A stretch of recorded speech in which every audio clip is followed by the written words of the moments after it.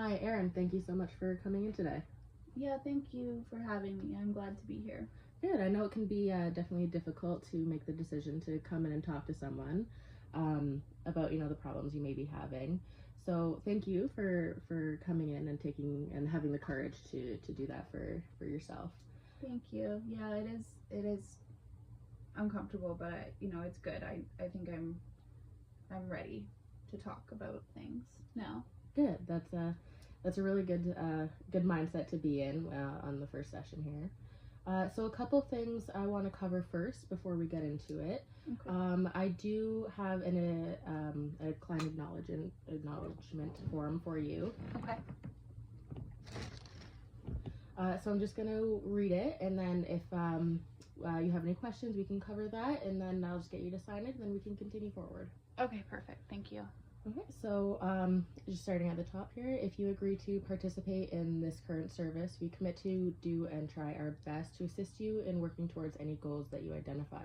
However, please understand that while most individuals do benefit from our service, there are factors we cannot control for, and therefore we cannot guarantee your circumstances will improve.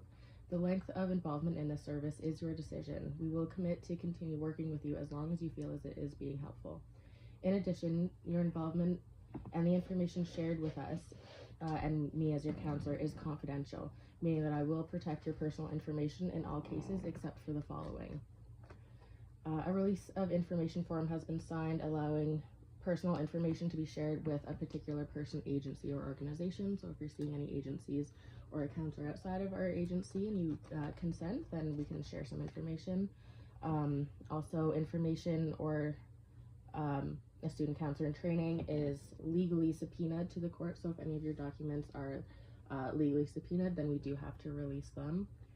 If you are suspected of being at risk of harming yourself or another person in any imminent situation, any situation of suspected child abuse, neglect, or domestic violence in presence of a child will be reported to the local child protection services as well.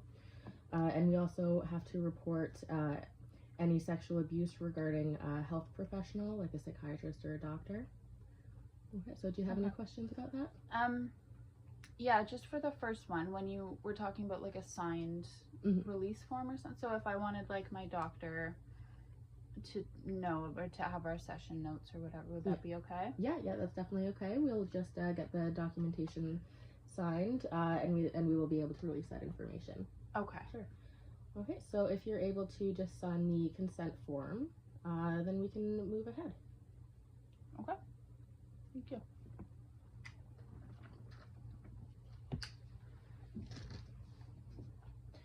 Okay, so just to get started here, what is kind of the main reason that you're seeing me today?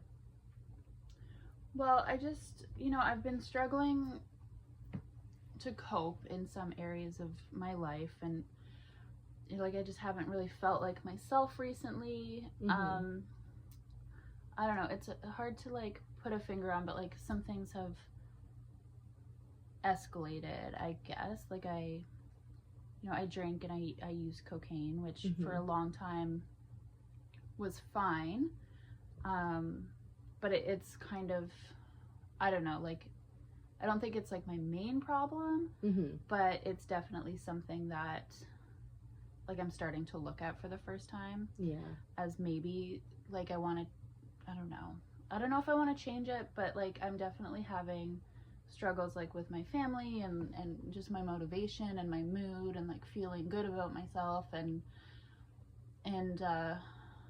I just don't feel like myself. I don't feel as happy as I used to. I feel like I'm kind of stuck in a rut, and I don't really know how to move out of that myself. Yeah. Okay.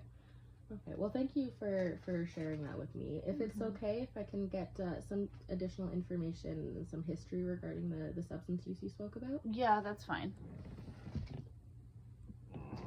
Okay. So you mentioned that you drink alcohol and you use cocaine. Yes.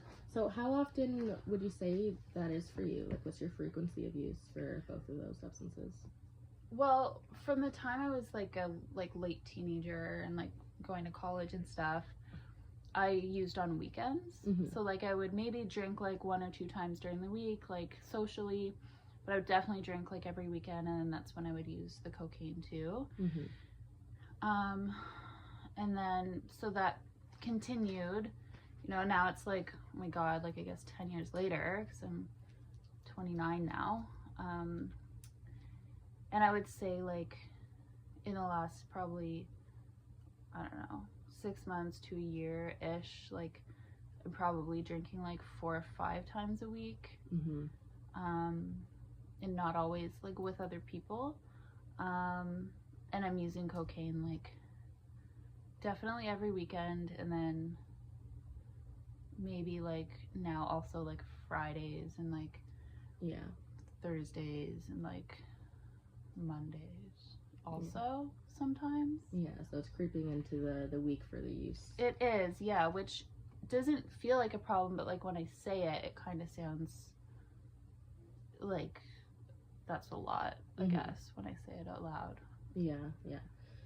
So before saying it out loud, did you maybe not realize that it had escalated to the point that it currently is at, or? No, I didn't really, because it feels like I'm just like choosing to do that because I can, and you know, I want to, and it's something I enjoy. But it has, I guess if I think about it, has changed. Like I never used to use coke like alone, and now I do. So, but yeah, like I didn't really notice it escalating, I guess. Okay. But I guess it has. Yeah. So when you first started the cocaine, you mentioned it had been about 10 years since your first. Yeah.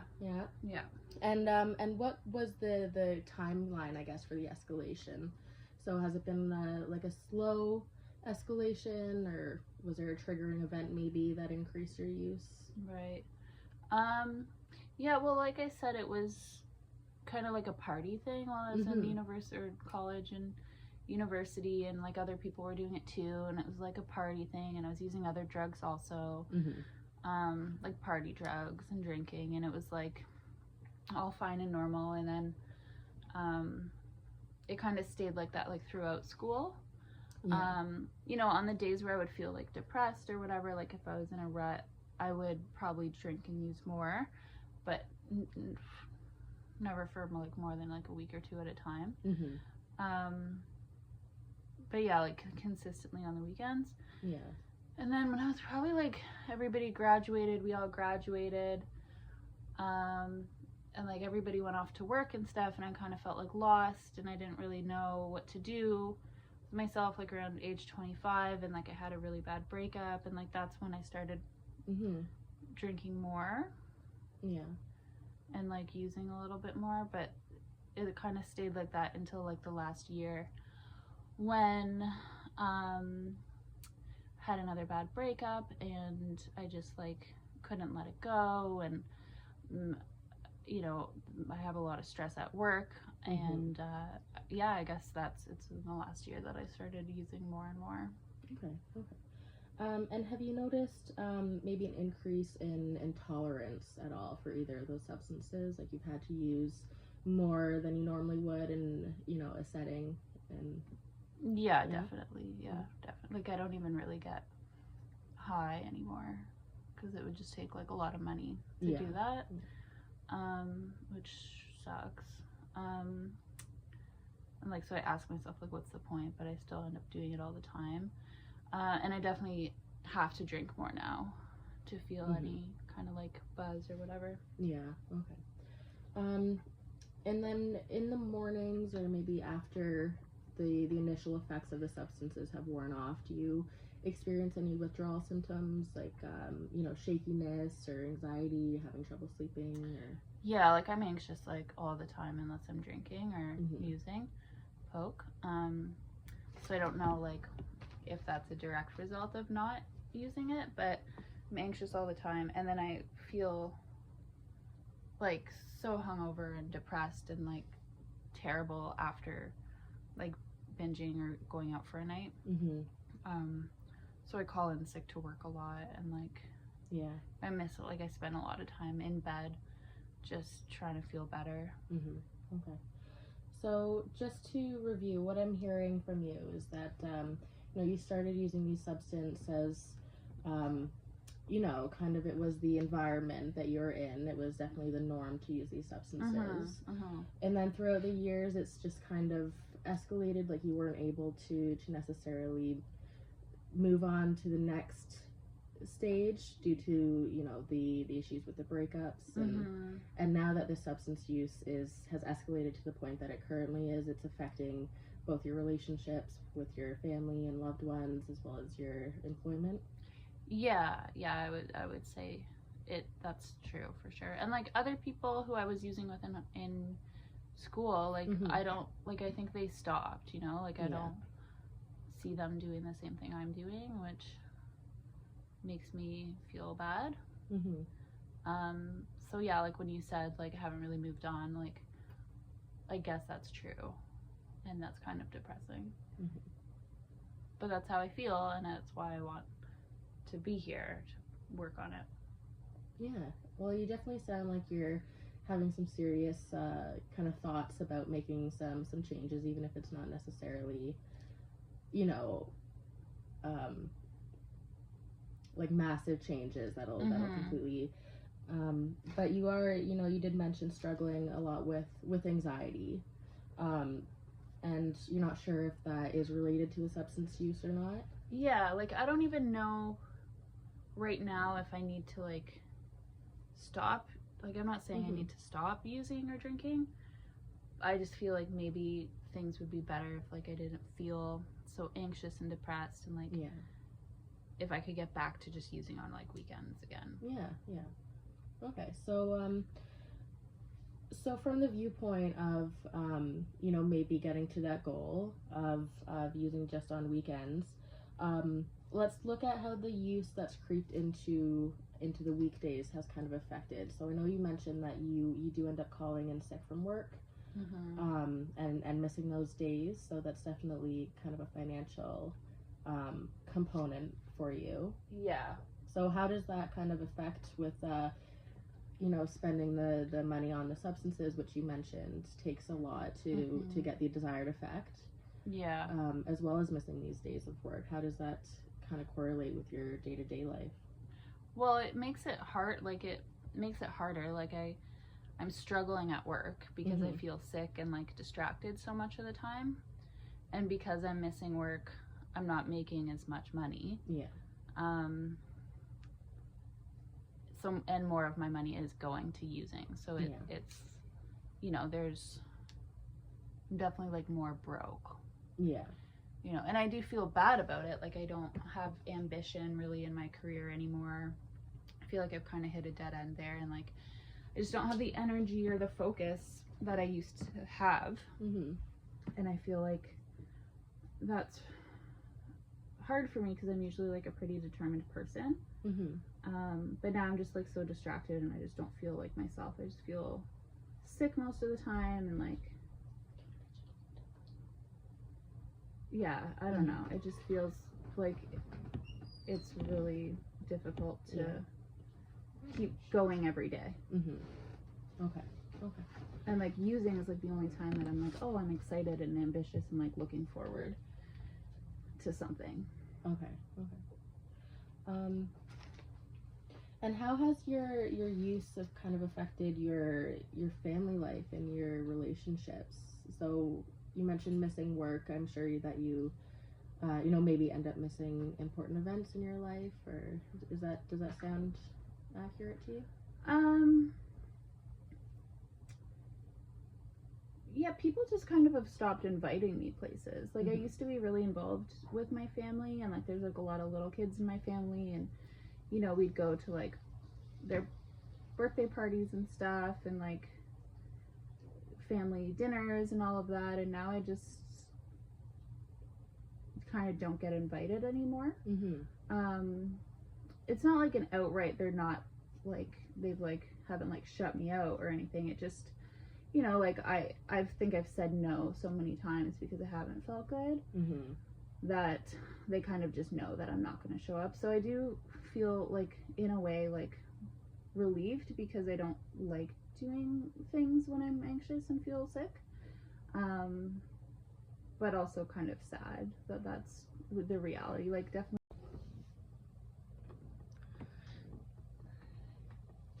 Okay, so what I'm hearing is that it sounds like you are having some, issues with your mental health, as we were just speaking about, that really are affecting kind of your almost day-to-day life with the, missing out on important social events, and that may or may not be related to your substance use, as you mentioned. But do you think that it does have a correlation, or? That's a hard one. Other people do. They think it does have to do with my substance use. I don't know yet. Like, I think about it. I contemplate it. But it's, I think that I use because I feel sad and isolated. I don't know if, it definitely does make me feel sick, and then I miss out on things. So I guess it kind of feeds into itself. So yeah, I guess it's related in some ways, but I don't think it's like the number one cause of everything. But maybe it is. Like, I don't know. I don't know. Okay. Well, let's look at some maybe things that the substance use has maybe brought into your life. So I'm talking about your college experience during your first phase of use there. What was that like for you? Like, what kind of did you experience, maybe socially or internally, that... Like, with using, or with just being in college? With using, and its effect kind of on your life in college. Sure. Yeah, no, it didn't have a bad effect at all. Like, everybody was doing it, and I, go out on weekends to parties and, like, blow off steam and, like, study during the week and go to classes. And, every once in a while there was, like, something happening during the week where I would drink or use, but for the most part, it's on weekends, and it allowed me to connect with people and to, like, have something to do and to feel social, which I always struggled with. Like, sometimes I don't feel like I know how to, like, really talk to people or whatever, so a few drinks and, like, some drugs would make that a lot easier for me. To just, like, connect and, like, have fun without overthinking it too much. So, like, yeah, I would say, like, it helped me. It was expensive still, like, because you don't have a lot of money when you're in college, but I studied hard and I partied hard. And would you say that's still kind of relevant in your substance use today, with the using the loose feeling and the comfortable feeling that these substances give you to socialize easier and have a fun time? Is it still relevant today? Well, it's different because I'm older and not, like, partying the way that we did in college. And it's less social. Like I said, I drink and use alone sometimes now, so it's not really helping to connect me with people in the same way. But it still does relieve my anxiety and, like, make me feel, like, calmer, I guess. Not the cocaine, but that makes me happy. The alcohol makes me calm. And do you find that maybe one of the substances is a trigger for the other one? Do you tend to be drawn to one of them first? Sometimes I say, like, oh, I'm not going to use cocaine tonight, I'm just going to drink, but then if I drink enough, like, I'll find, like, I'll get Coke. But there's sometimes, like, I can use Coke without drinking. So I guess alcohol is, like, can lead me to using cocaine sometimes. Okay. So I know that, speaking about your substance use, you do mention that lately you have been using these substances kind of on your own, without the usual social aspect that initially started the substance use for you. So how often would you say that you use on your own versus in a social setting? Well, I'd probably use socially, like, on Fridays and Saturdays. So, like, if I'm ever using any other time of the week, it's alone. Yeah. So at this point, maybe the majority, I guess, of your use is on your own. Yeah, I guess it is. Yeah. Okay. And do you have any kind of consistent supports in your life? Someone that knows what's going on with you at this point, or?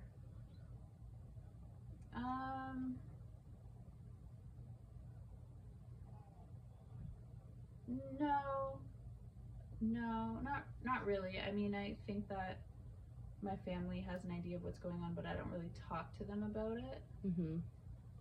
I have a few friends. Yeah. Yeah. So how's your relationship in general with your family? It's good. There's like a lot of love and support that's available to me. I'm just not really making use of it. But like we're still on good terms. I'm not fighting with anybody. Mm-hmm. My mom and I are close, but she isn't like a great support. She's more of like a friend. Mm-hmm. But she, like, I still talk to her like twice a week or whatever. Yeah. Okay. She's good in that way. And then the rest of my family is like, yeah, they're close. Like, it's good. Yeah. So you said that there maybe have an idea of what's going on with you. Has anyone ever spoken to you about it, or do you know how they feel about it? Yeah, my mom has. Mm-hmm. And like my two younger sisters have. And yeah, a couple people have said like, you know, it's time for me to grow up, or time for me to move on, and like, or why am I depressed and anxious all the time? But like, yeah, that's about it. Yeah. And what about any friendships? Yeah, I have some friends that, you know, I hang out with on the weekends and stuff. Like, these are the people that I'll like go to the bar with, or drink with, or party with. Mm-hmm. And then there's a couple of people at work that I'm friendly with, but I don't think they know what's going on with me. I don't know. Mm-hmm. Okay. And do the friends that you do the partying and the substances with have you know, are they kind of on the same page as you with the partying, or do they have I would say similar they're worse experiences? than me. Yeah. Okay. Yeah, like they use probably more than I do. Okay. Okay. And like I think they have a problem. Yeah. Okay. So what's your opinion on kind of what your family says to you about your substance use? I mean, I get that they're worried about me and that they love me, but I also don't think that they know me, like, or what's going on with me, and like they're very quick to judge without asking questions or like caring to listen. Mm-hmm. Okay. So would something like maybe an opportunity for your family to ask you the questions and for you to provide some honest answers maybe be a good opportunity for you at this point? Yeah, I just don't see how that would happen. Mm-hmm. And also kind of makes me uncomfortable because like there's some things I don't want to talk about with them right now. Of course. Okay. So with your substance use, you know, we've touched on several areas of the physical effects, the you know, environmental effects, as well as the mental health aspects that you're experiencing alongside the substance use. What kind of changes do you think you can make, or goals do you have to maybe reduce some of the stress in your life, to reduce some of the impact of the substance use maybe? I know you mentioned that your kind of main goal is to kind of keep your substance use within the confines of a weekend, you know, social scenario. Yeah, that I think that's my main goal, and like to feel just better. And I think that one of the ways of like achieving that is by coming to counseling and just talking about it. Like I've already realized kind of like that maybe my using is a little bit more out of hand than I thought it was. So I guess that's a good thing. I don't know, like, yeah, I want to feel better, but also, yeah, I want to just maybe only use on Friday and Saturday of this coming week, and I think I can probably commit to doing that. Yeah, okay. So when you say feel better, what does that mean to you personally? I just don't want to feel like so anxious and guilty and ashamed and like hate myself. Yeah. Okay. So what kind of steps do you think we can take together and on your own that can work towards the goal that you do have of reducing the substance use to a more manageable amount that you were able to kind of maintain in the past? Well, I think maybe like if I had a routine, you know, so if I was going to bed on time, like there was a time in my life where I was like going to bed on time and waking up early and like going for a walk and like just taking care of myself. So I'd like to get back to that because I didn't really feel like drinking during the week when I was doing that. So I think if I could like maybe commit to going to bed this week like at a reasonable time and like eating healthy, that would help. Yeah, definitely. Are you also aware of the effects that long-term alcohol and cocaine use have on your system? I think so. Like, I know if you're an alcoholic and like you drink like crazy, you can get really sick. I don't know about the kind of drinking that I do. Yeah. Do you think that maybe doing some research on your own about maybe the effects that the substance use has on just, you know, even the physical side, as well as some research into the mental health aspect that substance use can cause on the body, do you think that might change your mindset a little bit about the substance use? Yeah, I don't know. Maybe. I'm definitely willing to look at that and do some research.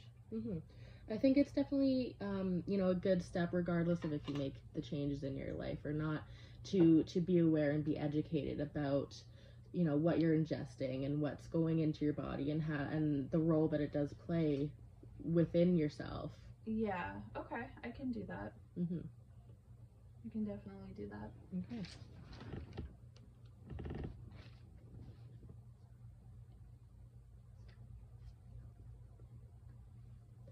Okay, so it sounds like we have some really good goals at this point. So maybe starting like we just talked about with doing the research, figuring out what really is happening, you know, internally. Okay.